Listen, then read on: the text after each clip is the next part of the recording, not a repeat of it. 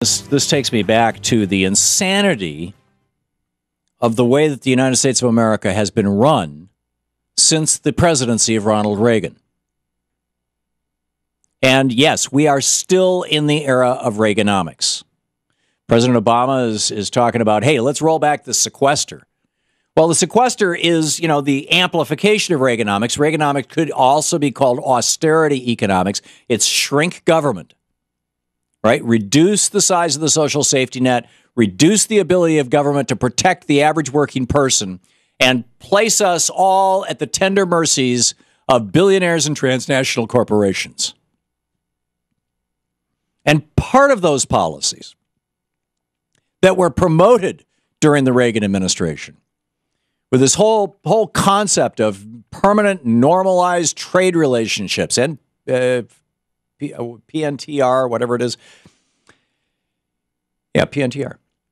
Part of this is this insane idea that Alexander Hamilton was somehow stupid, that George Washington was somehow wrong, that all the members of the legislature, of the House of Representatives and the Senate, when they ratified the various pieces over the course of the Washington, Adams, Jefferson, and Madison administrations, most of it was done in the Jefferson administration,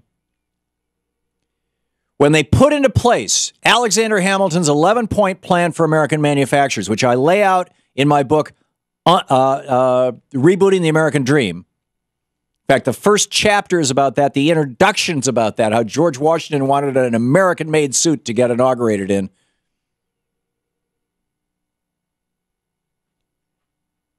And Alexander Hamilton said, if you want to build a great nation, what makes nations rich is not their banks. Banksters just move money around. They don't make anybody rich. I mean, individuals might skim a bunch of money, but they don't increase the wealth of nations. Keep in mind, Adam Smith wrote that book in 1776, Wealth of Nations.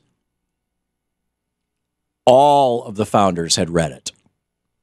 They all understood basic economics, that economies are driven by demand. Demand comes about when average working people have money in their pocket to spend. In order for those average working people to have money in their pocket to spend, they must have good jobs. And those good jobs are best provided by making things, because when you make things, when you manufacture things, you increase the wealth of the nation.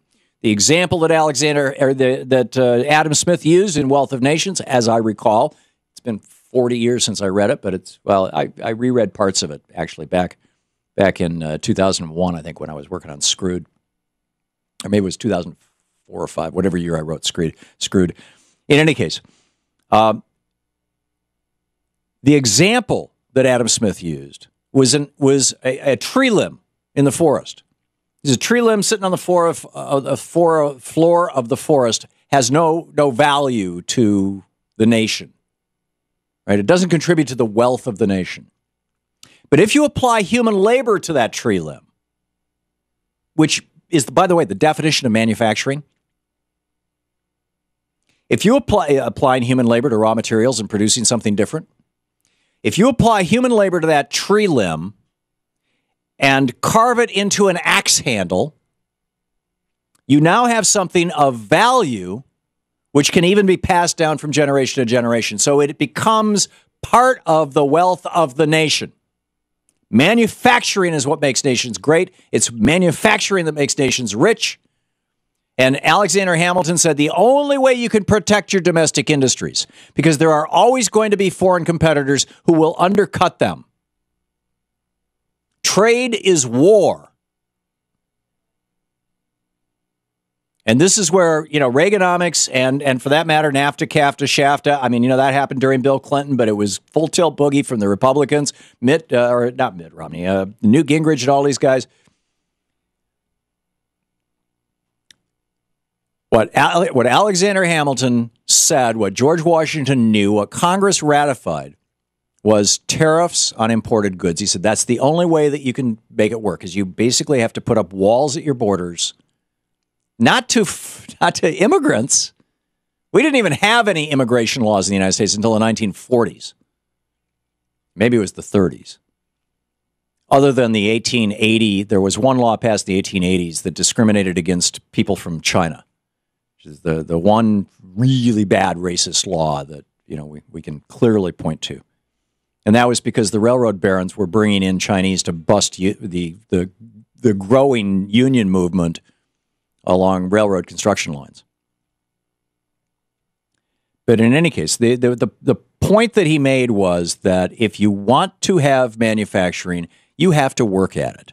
You have to discourage imports and encourage manufacturing, and you do that both by tariffs, by putting a tax on imported goods, and by subsidies, by helping domestic industries that you consider important, that you want to grow. You identify the industries that you think, these industries will make this nation great.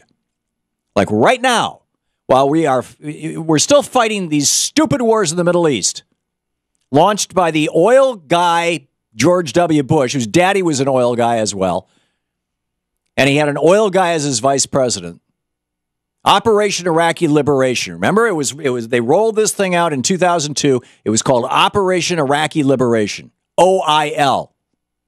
It lasted one day, and then some brilliant guy in the White House said, "Oops," and they changed it to Operation Iraqi Freedom because OIL spells oil. Anyhow, I'm using that word too much, but back to my original point. Manufacturing is what makes nations wealthy. And then once they get wealthy, they need to keep that manufacturing domestic. So here comes this article in today's New York Times by Paul Mazur. The headline is, New Rules in China Upset Western Tech Companies. Now, the last time I bought a computer, I bought an Apple computer, and I bought it online through the Apple website.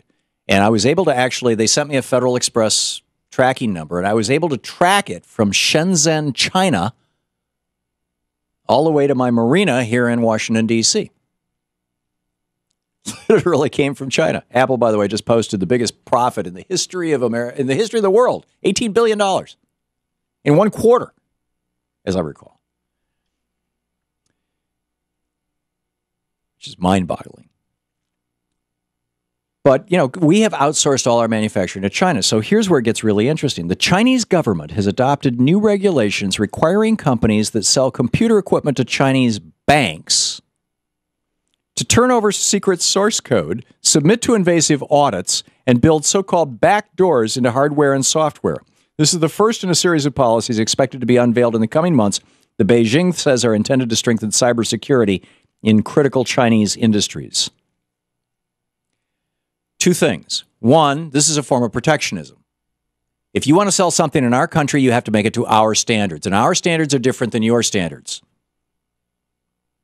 And number two, if the Chinese don't want American-designed computers in their banks, even if they're manufactured in China, because we don't make computers in America anymore, should we be scratching our heads?